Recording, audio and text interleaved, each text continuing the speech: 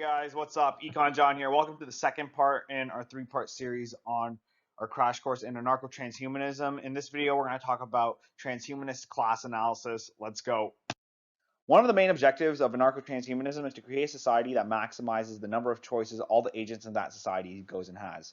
These choices are mostly with reference to consumption and by the use of services which may be limited by ability.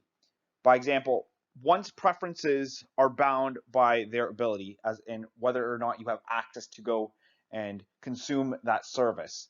Anarcho-transhumanists would want to go and provide you access to that service. However, this argument also extends to, say, scientific advancements, which are stifled by the existence of the state. As a result, there is regulation of what technologies can come out without further testing, and it requires companies to go and have patents to go and protect their work. Things like robotic limbs, which have been in development for years, or other sort of cybernetics, can be released to the public to make the disabled better off. There are still many barriers to access for such technology. The lack of access limits the choice by the public. Thus, we have the foundation of identifying a specific class struggles. The three parties in question are the state, the technocrats, those funded to do research by the state, and three is the public. So, based on these facts, we can identify the sources of the lack of access and why one would want to slow down progress. This is simply due to the fact that researchers get paid to come up with ideas over time, and that it does not benefit them to release a project early since that would compromise their pay. Mathematically, we can model this situation as a researcher facing a conflict between his requirements for research, which is his wage, and the requirements for consumption.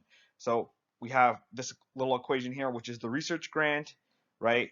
That funding is equal to the funding which is given for investment in that project, denoted by I, right, where little I goes from 1 to n, and the consumption over time, where I goes from 1 to m.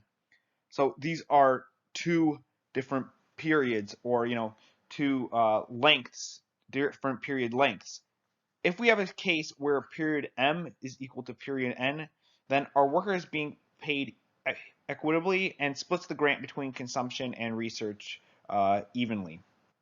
So if we have a case where our investment is greater than our consumption periods, then our researcher is working but is better off as a result of such a grant and is completing the project in a timely manner. So the grant has been appropriately assessed.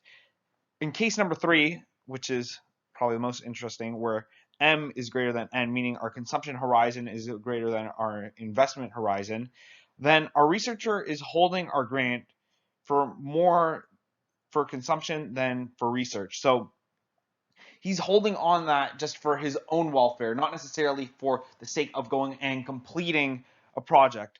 What's illustrated here is that depending on the case, the technocrats, or the researchers, are either exploiting or are being exploited.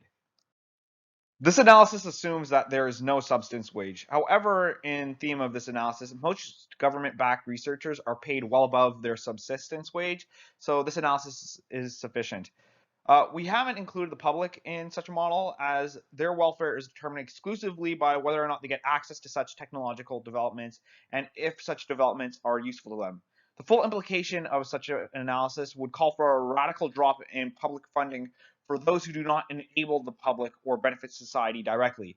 This would affect the funding for research on theory, which the public would not really find useful at all, or research on for background information on something which it may directly benefit the public at some point, like research in pure math or whatever, but right now it's not really so beneficial, so it's hard to go and justify the result for such research. So that's part 2 in this video series. I will see you in the third and final part. Take care.